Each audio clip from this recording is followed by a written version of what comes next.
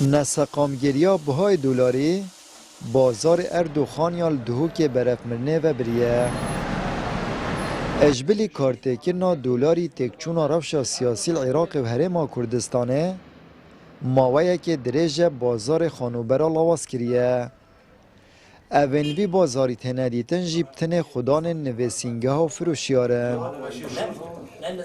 توقعات نینه دلار بلند بت نزمت بت اوه چند روزه دوره شیستاوی تخاری بلند بت طبعا سیک تاثیر گله سیکا مده هی لاواز گله لاواز ما و فتره که درجه لاوازه بس وی دلاری همانه هیلو بیمته اما برادرت رنیشتی همی حوالمن مکتب وانن وقتی مشتری سیک دانینه ورکه اوه دو سه روزه که خونیه که 3 دفتر و 45 مدانه ندا وی گوی فقیر محتاج بو قلت من بابو ب3 دفتر فروشه تأثير يا دولار جهاي ويا سياسي جهاي ويا ضريبة جهاي ويا دركنا خلقي جهاي همي مشكلتين ساقي بس سنة صالة يا 2 مليون دولار شو تركي ألم شو سنة صالة أبى سيجي درك يبيد أبى آخرش سيجي درك يبيدن خودها جواز سياسي درز ببيدن أما العراق بينو بوجه بيتو بده پسند كرنو دولار بيجي حدا راستيد حدا جم حدود راستيد كير راستيد هيدي دي سي طبعا جو وزارته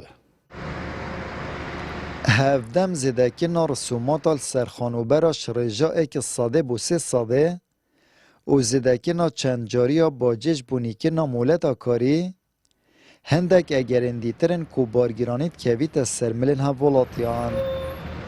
از دی خونگی بوده کرم دی چه ضریبه 3 ساده دی چه طاپوی 3 ساده ای باشه والله گناه جریمه بخوده یعنی مواطن ممادی بی پارشکی وینید خلی وگو به پاره هی آن هکه اسی دیندار نمن آن مشول پاره نبید از خونی خونه فروش من قطعه خو وقتی از قطعه خو فروشن بوشی وگو میلیون اگه دیگه 3 میلیون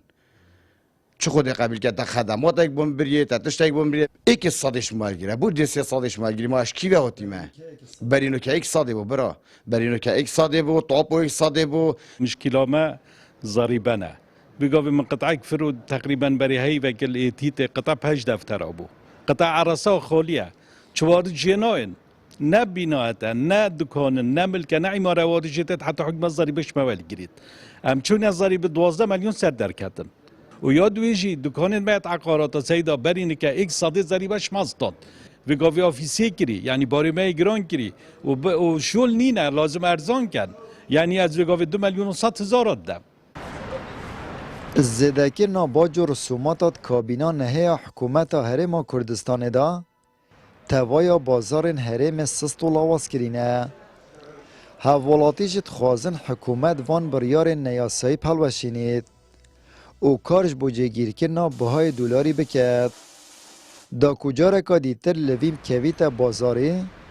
و نخاسم بازار اردوخانیا آمد بریفکانی کانال آسمانی پیام دهوک